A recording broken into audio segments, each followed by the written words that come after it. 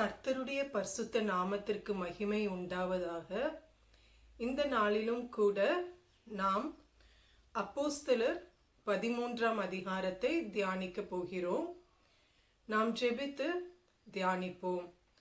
அன்புள்ள இயேசப்பா, இந்த நேரத்திற்காக உம்மை ஸ்தோத்திரிக்கிறோம், உம்மை துதிக்கிறோம், நன்றி செலுத்துகிறோம். உம்முடைய சத்திய ஆவியானவர் எங்களை சகல சத்தியத்திற்குள்ளும் நடத்தும்படியாய் இந்த நேரத்தை எங்களுக்கு ஆசீர்வதித்து கொடுக்கும்படியாய் ஜெபிக்கிறோம். இயேசு கிறிஸ்துவின் நாமத்தில் ஜெபிக்கிறோம் நல்ல பிதாவே, ஆமேன். முதலாம் வசனம். அந்தியோகியா பட்டணத்தில் உள்ள சபையிலே பர்னபாவும் நீகர் எனப்பட்ட சிமியோனும் சிரேனே ஊரானாகிய லூகியும் கார்பங்கு தேசாதிபதியாகிய ஏரோதுடனே கூட வளர்க்கப்பட்ட மனாயீனும் சவுலும் தீர்க்கதரிசிகளாயும் போதகர்களாயும் இருந்தார்கள். நம்ம முந்தின அதிகாரத்துல நம்ம தியானிச்சிருக்கிறோம். அந்தியோகியா பட்டணம் 11ஆம் அதிகாரத்துல அந்தியோகியா பட்டணத்துல தான் முதலாக இயேசு கிறிஸ்துவை விசுவாசித்தவர்கள் கிறிஸ்தவர்கள் என்று அழைக்கப்பட்டார்கள். அப்போ அந்த பட்டணத்தில் உள்ள சபையில 5 நபர்கள், பர்னபா, நீகர், லூகி, மனாயீ, சவுல், 5 பேரும் அவர்கள் ஊழியம் செய்து கொண்டிருக்கிறார்கள். அந்த சபையிலே அவங்க தீர்க்கதரிசிகளாகவும் கர்த்தருடைய வார்த்தையை ஜனங்களுக்கு சொல்லுகிறவர்களாகவும் அதுக்கப்புறம் போதகர்களாகவும் இருந்தார்கள். போதிக்கிறது, தேவனுடைய வார்த்தையை ஜனங்கள் புரிந்து கொள்ளத்தக்கதாய் அவர்களுக்கு போதித்தார்கள் சத்தியத்தை. அப்போ இதை அவர்கள் செய்து கொண்டிருந்த பொழுது என்ன நடக்குது அப்படின்னா, அவர்கள் கர்த்தருக்கு ஆராதனை செய்து உபவாசித்து கொண்டிருக்கிற போது பர்னபாவையும் சவுலையும் நான் அழைத்த ஊழியத்துக்காக அவர்களை பிரித்து விடுங்கள் என்று பரிசுத்த ஆவியானவர் திரு உளம் பற்றினார். ஹல்லேலூயா. அப்போ அவங்க 5 பேருமே என்ன பண்றாங்கன்னா, ஆராதனை பண்றாங்க, உபவாசிக்கிறாங்க. அந்த நேரத்துல பரிசுத்த ஆவியானவர் அவர்களோடு பேசுகிறார். என்ன சொல்லுகிறார்னா, பர்னபாவையும் சவுலையும் இந்த இப்போ அவங்க செய்து கொண்டிருக்கிற இந்த அந்தியோகியா சபையிலே அவர்கள் செய்து கொண்டிருக்கிற இந்த ஊழியத்திலிருந்து நான் அழைத்த ஊழியத்திற்காக என்ன பண்ணுங்க, பிரித்து விடுங்க அப்படின்ட்டு பரிசுத்த ஆவியானவர் அவர்களோடு பேசுகிறார். அதற்கு அவங்க என்ன பண்ணாங்க அப்படின்னா, அப்பொழுது உபவாசித்து ஜெபம் பண்ணி அவர்கள் மேல் கைகளை வைத்து அவர்களை அனுப்பினார்கள். ஹல்லேலூயா. உடனடியான ஒரு கீழ்ப்படிதல் அவர்களுக்குள் காணப்பட்டது. அவங்க என்ன பண்றாங்க, அவங்க உபவாசித்து ஜெபம் பண்ணி அவங்க கைகள் அவர்கள் மேல் என்ன பண்றாங்கன்னா கைகளை வைத்து அதுக்கப்புறம் அவங்கள பரிசுத்த ஆவியானவர் அழைத்த ஊழியத்திற்காக அனுப்பி விடுகிறார்கள். இங்க நம்ம கற்றுக்கொள்ள வேண்டிய ஒரு காரியம், தேவன் நம்மளுடைய வாழ்க்கையிலே வைத்திருக்கிற அழைப்பு, நாம் எதற்காக அழைக்கப்பட்டிருக்கிறோமோ, தேவன் எந்த காரியத்தை செய்ய சொல்லுகிறாரோ, ஒரு சில காரியங்கள் ஒரு காலகட்டத்துக்காக இருக்கலாம். அது அந்த காலகட்டம் முடிந்ததுக்கு அப்புறமாக, ஏன்னா பர்னபாவும் சவுலும் அவங்க அந்த அந்தியோகிய சபையில ஊழியம் செஞ்சிட்டு இருந்தாங்க. ஒரு காலகட்டத்துக்கு அப்புறம் தான் பரிசுத்த ஆவியானவர் என்ன சொல்றாரு, அவங்கள நான் அழைத்த ஊழியத்துக்கு அவங்கள அனுப்பி விடுங்க. அப்போ அடுத்த காலகட்டம் பர்னபா சவுல் வாழ்க்கையில என்ன இருந்ததுன்னா, அவங்க பல இடங்களுக்கு சென்று கர்த்தரை குறித்து பேசினார்கள், சுவிசேஷத்தை பிரசங்கித்தார்கள். அதற்கு அவர்கள் கீழ்ப்படிந்தார்கள். அவங்க கூட இருந்த மற்ற 3 பேரும் கூட அதற்கு என்ன பண்ணாங்க, பரிசுத்த ஆவியானவர் பேசின காரியத்துக்கு கீழ்ப்படிந்தார்கள். அவங்க இவ்வளோ நாள் நம்ம சேர்ந்து இருந்துட்டோம், சேர்ந்து ஊழியம் செஞ்சிட்டோம் அப்படின்னு சொல்லி என்ன பண்ணல, இல்லை எங்களுக்கு இதுதான், இதுலயே பழகிட்டோம், நாங்க இதையே நாங்க தொடர்ந்து செய்கிறோம் அல்லது அவங்க கூட இருந்த அந்த 3 பேரும் ஐயோ நீங்க எங்களை விட்டு போயிட்டீங்கன்னா ரொம்ப எங்களுக்கு கஷ்டமா இருக்கும் அப்படிங்கிற எந்த ஒரு எதிர்காரியமும் அவர்கள் பேசாமல் பரிபூர்ணமாக தங்களை பரிசுத்த ஆவியானவர் பேசின வார்த்தைக்கு தங்களை ஒப்பு கொடுத்தார்கள். நம்மளும் கூட கர்த்தர் நம்மோடு என்ன செய்ய சொல்லுகிறாரோ, நம்ம ஒரு சில காலகட்டம் ஒரு இடத்திலிருந்து ஊழியம் செய்திருக்கலாம். கர்த்தர் நம்மோடு பேசி நீ அடுத்த இடத்துக்கு போக வேண்டிய நேரம் வந்து விட்டது அப்படின்னு சொல்லும்போது நம்ம என்ன பண்ணக்கூடாதுன்னா, இவ்வளோ நாட்கள் இங்கே ஊழியம் செஞ்சிட்டோமே, திரும்ப நம்ம ஒரு புது இடத்துக்கு போய் ஊழியம் செய்கிறதா அப்படின்னு நம்ம நினைக்க வேண்டிய அவசியம் இல்லை. தேவன் என்ன செய்ய சொல்லுகிறாரோ அதை நாம் செய்வதுதான் நமக்கு அவருக்கு பிரியமான காரியம். நமக்கும் அது சந்தோஷத்தையும் சமாதானத்தையும் தரும். அடுத்ததாக பார்த்தோம் அப்படின்னா, இவங்க 2 பேரும் எங்க போறாங்கன்னா, அப்படியே அவர்கள் பரிசுத்த ஆவியினாலே அனுப்பப்பட்டு செலூக்கியா பட்டணத்துக்கு வந்து கப்பல் ஏறி அங்கிருந்து சீப்புரு தீவுக்கு போனார்கள். அப்போ இந்த செலூக்கியா பட்டணம் வந்து அது கடலோர பட்டணம். அங்க வந்து என்ன பண்றாங்கன்னா கப்பல் ஏறுறாங்க. எங்க போறதுக்குன்னா சீப்புரு தீவு அப்படிங்கிற இடத்துக்கு போறதுக்கு அவங்க கப்பல் ஏறுறாங்க. கப்பல் ஏறி 5ஆம் வசனத்திலே சாலமி பட்டணத்தில் வந்தபோது அவர்கள் யூதருடைய ஜெப ஆலயங்களில் தேவ வசனத்தை பிரசங்கித்தார்கள். யோவானும் அவர்களுக்கு உதவிக்காரனாய் இருந்தான். ஹல்லேலூயா. இந்த யோவான் யார் அப்படின்னா, நம்ம முந்தின அதிகாரத்துல நம்ம தியானிச்சிருக்கிறோம். அவருக்கு இன்னொரு பேரும் இருக்கு, மார்க். அவங்க அம்மா பேர் மரியாள். அவங்க வீட்டில தான் பேதுரு வந்து விடுதலையாக்கப்படணும் அப்படின்ட்டு சபையார் வந்து கூடி ராமுழுதும் ஜெபித்துட்டு இருந்தார்கள்.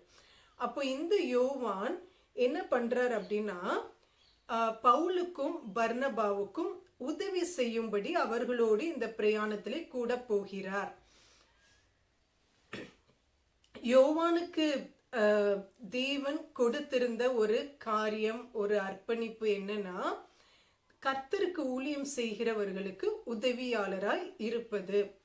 நம்ம சில நேரம் நினைக்கலாம், உதவி செய்பவங்களை வந்து நம்ம அற்பமா நினைக்கலாம், அல்லது நமக்கே ஒரு கர்த்தர் வந்து மற்றவர்களுக்கு அவருடைய ஊழியம் செய்கிறவர்களுக்கு உதவி செய்யும்படியாய் நம்மளை எடுத்து பயன்படுத்தும் பொழுது அதை அற்பமாக நம்ம எண்ணலாம், கனவீனமாக நினைக்கலாம். ஆனால் பாருங்க, ஈவாளை கர்த்தர் ஆதாமுக்கு உதவியாளராக கொடுத்தார், துணையாக கொடுத்தார். அதே போல நமக்கு உதவி செய்யும்படி இப்பொழுது அவருடைய பரிசுத்த ஆவியானவரை நமக்கு கொடுத்திருக்கிறார். ஹல்லேலூயா. அப்போ உதவியாளராய் இருப்பது வந்து அது அற்பமான காரியம் கிடையாது. அதுவும் தேவனுடைய அழைப்பில் ஒன்று. பரிசுத்த ஆவியானவர் நம்ம கூடவே இருந்து இந்த ஆவிக்குரிய ஓட்டத்தில் மட்டும் இல்லாம நம்மளுடைய உலக பிரகாரமான காரியங்களிலும் எல்லாவற்றிலேயும் நாம் தேவன் விரும்புவதை செய்வதற்கு நமக்கென்று கொடுக்கப்பட்டிருக்கிற உதவியாளர். அதே போல இந்த யோவான் என்ன பண்ணாரா, உதவிக்காரனாய் அவங்க கூட போனார். அடுத்ததாக நம்ம 2 நபர்களை குறித்து பார்க்க போகிறோம். ஒன்று வந்து ஒரு மாய வித்தைக்காரன், அவர் பேர் பர்-ஏசு. அடுத்ததாக இன்னொரு நபர் யாருன்னா செர்கியு பவுல். அவர் வந்து ஒரு ரோம அதிகாரி. 6ஆம் வசனத்திலே அவர்கள் பாப்பு பட்டணம் வரைக்கும் தீவை கடந்து வந்தபோது பர்-ஏசு என்னும் பேர் கொண்ட மாய வித்தைக்காரனும் கள்ள தீர்க்கதரிசியுமான ஒரு யூதனை கண்டார்கள். அவன் விவேகமுள்ள மனுஷனாகிய செர்கியு பவுல் என்னும் அதிபதியுடனே கூட இருந்தான். அந்த அதிபதி பர்னபாவையும் சவுலையும் அழைப்பித்து அவர்களிடத்தில் தேவ வசனத்தை கேட்க ஆசையாயிருந்தான். மாயவித்தைக்காரன் என்று அர்த்தம் கொள்ளும் பேரையுடைய அந்த எலிமா என்பவன் அதிபதியை விசுவாசத்தினின்று திருப்பும்படி வகை தேடி அவர்களோடு எதிர்த்து நின்றான். இங்க 5ஆம் வசனத்துல நம்ம பார்த்தோம் அப்படின்னா, சாலிமி பட்டணத்துல பர்னபாவும் சவுலும் என்ன பண்ணாங்கன்னா, யூதருடைய ஜெப ஆலயங்கள்ல தேவ வசனத்தை பிரசங்கித்தார்கள். ஹல்லேலூயா. அப்போ ஆவியானவர் அவங்கள எங்கெங்கெல்லாம் கூட்டி கொண்டு போனாரோ அங்க என்ன வேலையை செஞ்சாங்கன்னா, கர்த்தருடைய வார்த்தையை அங்கு இருக்கிற ஆலயத்திற்கு வந்தவர்களிடம் கர்த்தருடைய வார்த்தையை எடுத்து பேசினார்கள், பிரசங்கித்தார்கள், போதித்தார்கள். அடுத்ததாக பாப்போ பட்டணம்னு ஒரு பட்டணத்துக்கு வராங்க. அங்க என்ன நடக்குதுன்னா, பர் ஈசு அப்படிங்கிற ஒரு மாய வித்தைக்காரன், கள்ள தீர்க்கதரிசி இருக்கிறாரு. அவர் யார் அப்படின்னா, செர்கியு பவுல் அப்படின்னு ஒரு அதிபதி இருக்கிறாரு. அவர் ஒரு ஆளுநரா இருந்திருக்கலாம் அல்லது இராணுவ அதிபதியா இருந்திருக்கலாம். அவருக்கு என்ன பண்றாருன்னா, இவர் ஒரு உதவியாளரா இருக்கிறார். இந்த பர்யேசு என்பவர் செர்கியு பவுலுக்கு உதவியாளரா இருக்கிறாரு. செர்கியு பவுல் என்ன பண்றாருன்னா, பர்னபாவையும் சவுலையும் அவரிடம் இருந்த இடத்திற்கு அவங்கள அழைக்கிறார். அழைத்து அவருக்கு ஒரு வாஞ்சை இருக்கு, ஆசை இருக்கு. என்ன ஆசைனா, தேவனுடைய வசனத்தை கேட்க வேண்டும் என்கிற ஒரு ஆசை. அது நிமித்தம் இந்த ஊழியக்காரர்களை கூப்பிடுறார். ஆனா அவர் கூட இருந்த அந்த மாய வித்தைக்காரன் என்ன பண்ணார் அப்படின்னா, விசுவாசத்தினின்று திருப்பும்படி வகை தேடி அவர்களோடு எதிர்த்து நின்றான். யாரோடுனா, பர்னபாவுடனும் சவுலுடனும் இந்த பர்யேசு என்பவர் எதிர்த்து நிற்கிறார். அப்போ என்ன நடக்குது அப்படின்னு பார்க்கலாம். அப்பொழுது பவுல் என்று சொல்லப்பட்ட சவுல் பரிசுத்த ஆவியினால் நிறைந்தவனாய் அவனை உற்று பார்த்து, எல்லா கபடமும் எல்லா பொல்லாங்கும் நிறைந்தவனே, பிசாசின் மகனே, நீதிக்கெல்லாம் பகைஞனே, கர்த்தருடைய செம்மையான வழிகளை புரட்டுவதில் ஓய மாட்டாயோ? இதோ இப்பொழுதே கர்த்தருடைய கை உன்மேல் வந்திருக்கிறது. சில காலம் சூரியனை காணாமல் நீ குருடனாய் இருப்பாய் என்றான். உடனே மந்தாரமும் இருளும் அவன் மேல் விழுந்தது. அவன் தடுமாறி கைலாகு கொடுக்கிறவர்களை தேடினான். அப்பொழுது அதிபதி சம்பவித்ததை கண்டு கர்த்தருடைய உபதேசத்தை குறித்து அதிசயப்பட்டு விசுவாசித்தான். ஹல்லேலூயா. இப்போ என்ன நடக்குதுன்னா, இந்த மாய வித்தைக்காரன் செர்கியு பவுல் என்கிற அந்த அதிகாரி கர்த்தருடைய வார்த்தையை விசுவாசிக்க கூடாதபடிக்கு சவுலையும் பர்னபாவையும் எதிர்க்கிறார். அப்போ சவுல் என்ன பண்றார்னா, பரிசுத்த ஆவியினால் நிறைந்தவராய் அவருக்கு ஒரு கடிந்து கொள்ளுதலை கொடுக்கிறார். ஒரு தண்டனை உண்டாகிறது. என்ன தண்டனை அப்படின்னா, ஒரு எச்சரிப்பு. பரிசுத்த ஆவியானவர் தடை செய்த இந்த மாய வித்தைக்காரனுக்கு ஒரு என்ன நடக்குது அப்படின்னா, அவருடைய கண்கள், கர்த்தருடைய கை அவர் மேல் சில காலம் அவர் என்ன பண்ணாராம், சூரியனை காணாமல் குருடனாய் இருப்பாய் அப்படின்ட்டு ஊழியக்காரர் சொல்லும்போது அவருக்கு என்ன ஆச்சா, உடனே மந்தாரமும் இருளும் அவன் மேல் விழுந்தது.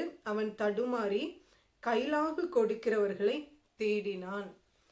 இங்க பாருங்க, கர்த்தருடைய காரியத்துக்கு எதிர்த்து நிற்கிற ஒரு மனிதனை நாம் பார்க்கிறோம். அவர் மீது வந்த கர்த்தருடைய நியாய தீர்ப்பையும் பார்க்கிறோம். நம்முடைய வாழ்க்கையிலே ஒரு நாளும் ஒருபோதும் நம்முடைய செயல்கள், நம்மளுடைய வார்த்தைகள், நாம் வாழ்கின்ற வாழ்க்கை மற்றவர்கள் தேவனை விசுவாசிப்பதற்கும் கர்த்தருடைய வார்த்தையை கேட்பதற்கும் கர்த்தருடைய வார்த்தையை அறிந்து கொள்வதற்கும் நாம் ஒரு நாளும் தடையாய் இருக்கக்கூடாது. தடையாய் இருப்போமானால் தேவன் நம் மீது எரிச்சலுள்ள தேவனாய் இருக்கிறார். அதற்கான நியாய தீர்ப்பு நம்ம வாழ்க்கையில் வரும். அதனால நம்ம மிகவும் எச்சரிக்கையாய் இருக்க வேண்டும். சவுல் பரிசுத்த ஆவியினால் நிரப்பப்பட்டவராய் அவர் என்ன பண்றாரு, இந்த தடை பண்ணுகிற மனிதனை என்ன செய்யணுமோ செய்கிறார். அப்போ நம்ம வாழ்க்கையிலும் கூட தேவனுக்கென்று ஊழியம் செய்யும் பொழுது தடை செய்கிறவர்கள் இருப்பார்கள். மறைமுகமாகவோ நேரடியாகவோ எதிர்க்கிறவர்களை நாம் அவர்களை சந்திப்பதற்கும் அவர்களோடு நாம் ஞானமாய் பேசுவதற்கும் நமக்கு என்ன தேவைனா பரிசுத்த ஆவியானவரின் நிறைவு தேவை. ஹல்லேலூயா. பரிசுத்த ஆவியானவர் நமக்கு கொடுக்கிற ஞானமும் விவேகமும் அறிவும் புத்தியும் நமக்கு வேண்டியதாய் இருக்கிறது. அப்போ நம்ம அதிக நேரம் தேவ சமூகத்தில் காத்திருக்கும் பொழுது ஆராதிப்பதிலும் ஆண்டவரை வேதத்தை தியானிப்பதிலும் ஜெபிப்பதிலும் உபவாசிப்பதிலும் நாம் காத்திருக்கும் பொழுது நிச்சயமாகவே பரிசுத்த ஆவியானவர் நமக்குள் இருந்து நமக்கு எதிர்த்து வருகிற எப்படிப்பட்ட ஒரு காரியமானாலும் அதில் ஜெயம் எடுப்பதற்கான கிருபையையும் பலனையும் நமக்கு தருகிறவராய் இருக்கிறார்.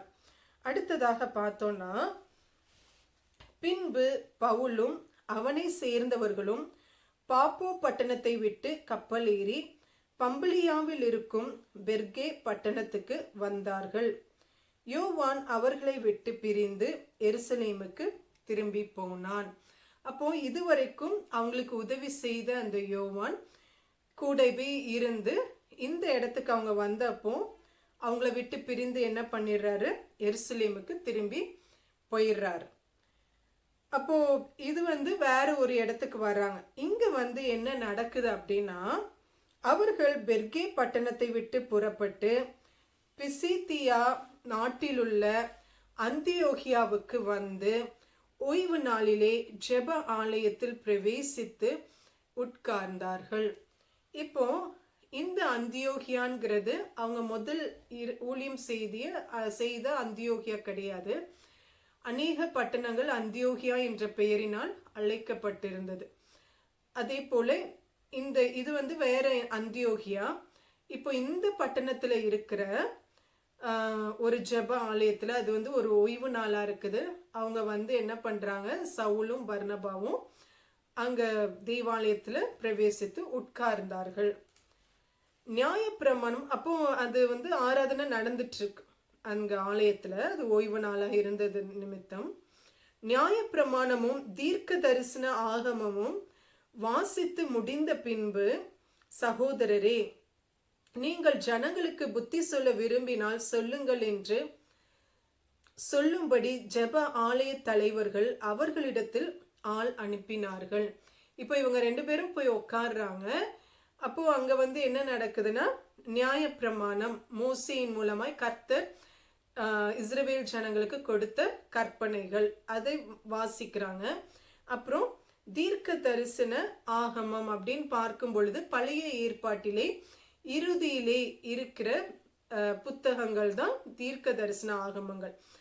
அது வாசித்ததுக்கு அப்புறம் அந்த ஜெப ஆலய தலைவர்கள் என்ன பண்றாங்கன்னா, அப்ப அவங்க அறிந்திருந்தாங்க பவுலும் பர்னபாவும் தேவனுடைய ஊழியக்காரர்கள் அப்படின்னு அறிந்து அவங்கள்ட்ட ஆள் அனுப்பி கேட்குறாங்க, நீங்க இப்போ இங்க வந்திருக்கிற ஜெப ஆலயத்துல வந்திருக்கிறவர்களுக்கு எதுவும் பேசுறீங்களா அப்படின்னு கேட்டப்போ என்ன நடக்குதுன்னா, அப்பொழுது பவுல் எழுந்திருந்து கை அமர்த்தி, இஸ்ரவேலரே, தேவனுக்கு பயந்து நடக்கிற சகல ஜனங்களே கேளுங்கள்.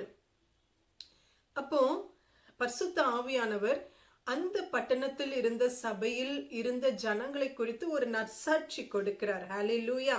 என்ன நற்சாட்சினா, தேவனுக்கு பயந்து நடக்கிற சகல ஜனங்களை கேளுங்கள்.